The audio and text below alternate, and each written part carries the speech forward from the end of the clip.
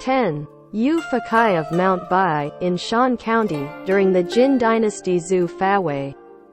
Yu Fakai, whose origins are unknown, followed Master Yu Falan as his teacher. His profound thoughts and insight were unveiled by his commentaries. He specialized in the Pankavimsata Sahasrika Prajnaparamita Sutra and the Lotus Sutra. He also learned the skills of Javaka, becoming proficient in medicine. Once, when he was practicing alms begging, he came to a household where a woman was experiencing difficult labor. Multiple physicians were at their wits' end, and the entire family was panicked. Yu Fakai said, "Do not worry. The master of the family was killing a sheep, trying to seek help from heterodox sacrifice." Yu Fakai thereupon asked him to take the meat and make some soup. He had the woman drink it, and then he applied acupuncture based on the woman's situation. Shortly after, the woman gave birth to a child covered by amniotic membrane. In the 5th year of the Shungping period in the Jin dynasty, Emperor of Shaozong fell ill. After testing his pulse, Yu Fakai knew that the disease had become incurable. He refused to go to the palace again. Empress Kangxian made an edict that said, "His Majesty merely has an indisposition."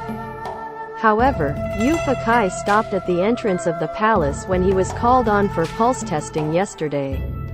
Shirking responsibility out of fear, he should be detained and punished.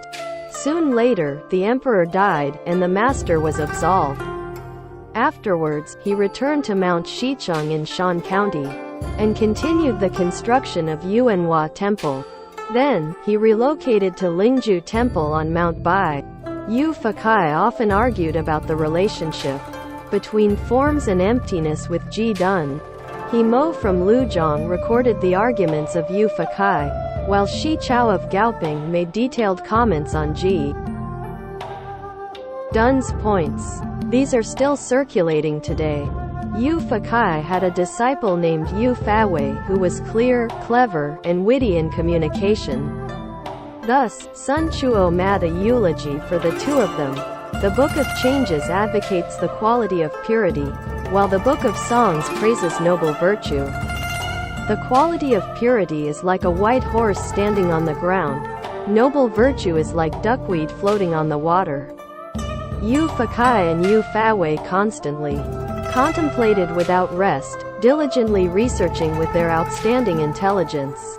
Thus, they both gained a huge reputation and did not fail in their aspirations. Yu Fakai used to send Yu Fawei to the capital through Shenayan, where Ji Dun was preaching the shorter Mahaprajnaparamita Sutra.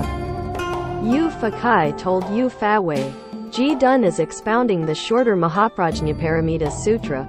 When you get there, he should be talking about so and so." Then, he prepared dozens of questions to let Yu Fawei challenge Ji Dun and said, "This chapter was very difficult to explain in the past." When Yu Fawei arrived at Ji Dun's auditorium, the lecturer was just elucidating the chapter as Yu Fakai had presumed.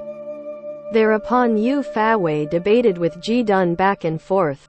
Ji Dun could not prevail. He then spoke aloud, "You really do not have to pass words for other people in such a way." Thus, spread a saying in Dongshan area. Zhu Fashion is known for his great vision and generosity, Yu Fakai for his deep insight and contemplation, Ji Dun for his wit in talks and communication, and Kong Fashi for his notes on annotation.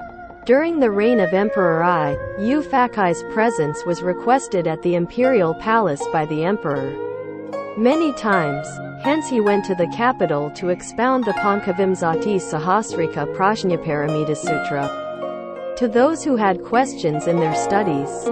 He explained patiently. After the lectures, he returned to the Dongshan area.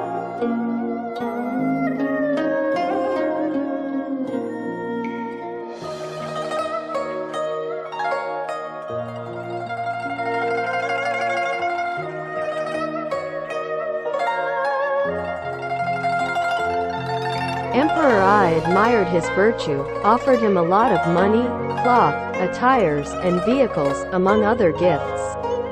Xian, Wang Tan, and the others all treated him kindly. Someone used to ask Yu Fakai, "Your reverence has profound knowledge and insight. Honest in nature, why would you bother to practice medicine?"